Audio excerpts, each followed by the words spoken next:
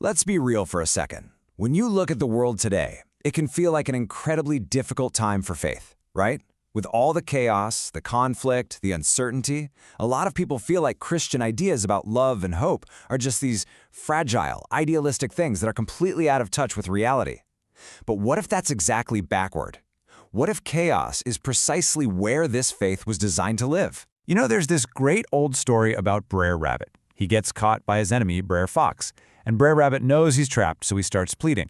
"Oh, Brer Fox, do whatever you want with me. Just please, please don't throw me into that awful briar patch." Well, of course, Brer Fox thinks that must be the worst possible punishment, so that's exactly what he does. He hurls him into the thorns. But the second Brer Rabbit lands, he pops up, laughs, and yells, "Bred and born in a briar patch, Brer Fox." Turns out it was the one place where he was perfectly, completely at home. And that story, well, it's a brilliant metaphor for what we're talking about today. It asks us to think, what if Christianity was never meant for peaceful, comfortable times? What if, just like Brer Rabbit, it was born and bred in the briar patch of human crisis? So you have these two totally opposing views. On the one hand, there's this common idea of a fragile faith, something kind of idealistic, maybe a little soft, really not built for serious trouble. But then, there's the historical reality. This idea of a briar patch faith, one that doesn't just put up with hardship but was actually forged in it. It thrives in crisis. And when you look at history, man, it backs us up big time. This faith didn't start in a palace. It started with a cross. Its most explosive growth happened while the Roman Empire was literally collapsing. The Reformation wasn't some calm, academic debate. It was a gut-wrenching cry of anguish. And think about American Christianity. It was planted in the brutal, unforgiving struggle of the wilderness. Again and again, its biggest wins have come right out of the heart of chaos.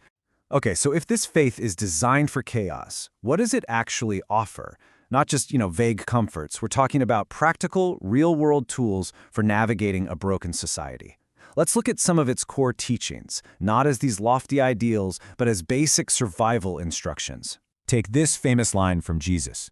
In our super competitive world, that sounds like a recipe for getting walked all over, doesn't it?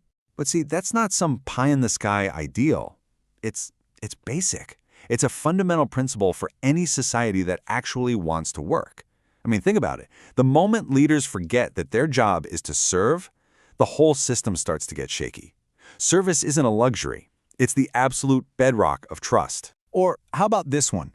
The instruction to care for the most vulnerable, the least of these. Again, it's easy to hear that and just think, oh, that's nice. Be charitable. But it's not just about charity. It is basic economics. Who's the ultimate consumer in any economy? The average person. If the average person is struggling, guess what? The entire economy eventually struggles. Confidence on the ground floor is what keeps the whole machine running. It's not just a nice moral idea. It's the foundation of a system that can actually last. You see, these ethical teachings aren't just sentimental fluff. They are survival tools. A society where businesses actually serve the common good, where the average person can do well, and where your word actually means something, that is a society that's built to last, especially when things get tough. All right, but you might be thinking, isn't all this focus on society a little off track? Isn't faith supposed to be about caring for individual souls?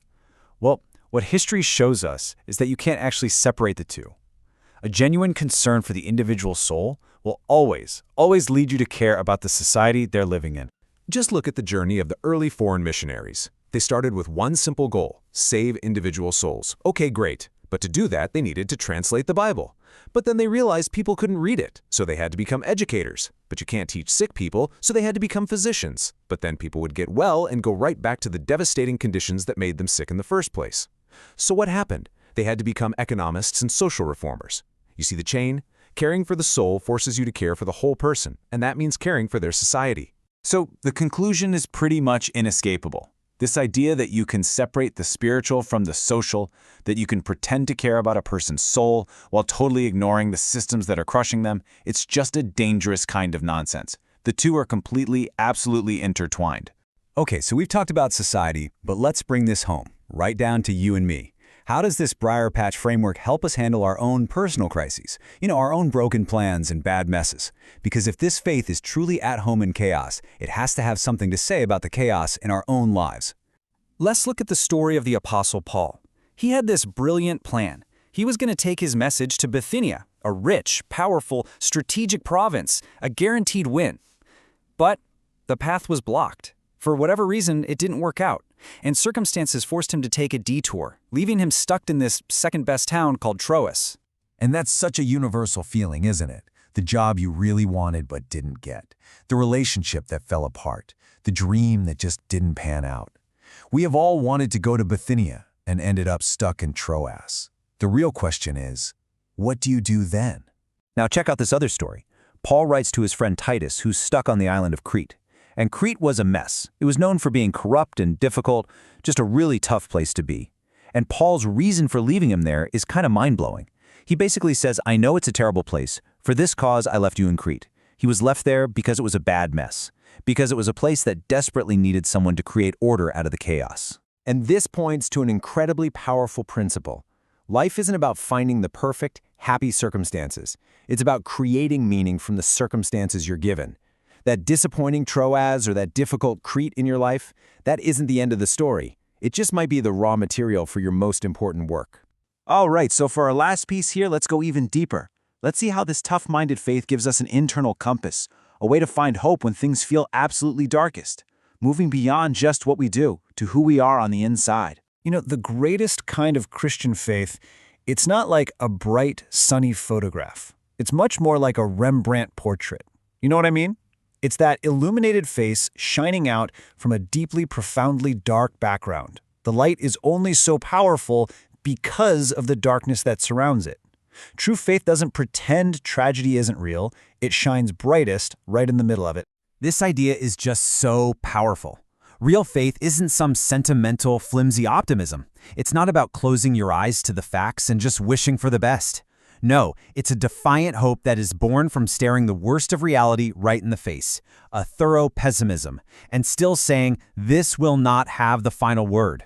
And this brings everything full circle, connecting our personal resilience right back to social progress. Because think about it. The hope for a universal church. It was born from the despair of watching the Roman Empire fall. The hope for democracy, born from the despair of tyranny.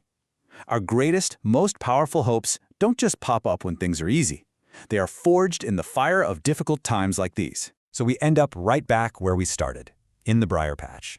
And the invitation here isn't to find some escape hatch from the chaos of your own life or the chaos of the world. It's a call to see that messy, thorny, difficult place as the very raw material you need. So the question for you isn't, how do I get out? But what, right here in the middle of all this, am I being called to create?